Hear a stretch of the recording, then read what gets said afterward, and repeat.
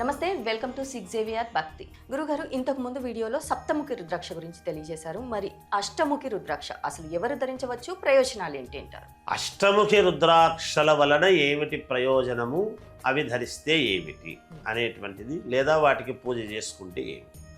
అష్టముఖి రుద్రాక్షలు ధరించవచ్చును అంటే మామూలుగా వేసుకుని ఆ సమయానికి మళ్ళీ పక్కన పెట్టడమే. ఏవైనా రుద్రాక్షలు వేసుకుని సందర్భాన్ని బట్టి ఆయా అవసరాన్ని బట్టి వేసుకుని ఆ వేసుకోవడంలోనే ఫలానా రుద్రాక్ష అనేటువంటిది ఉంది కాబట్టి దానికి ఏమిటి అష్టముఖి రుద్రాక్ష వలన ఏమిటి అంటే వాస్తు దోషాలు ఎక్కువగా పోవడం అనేటువంటిది ఒకటి.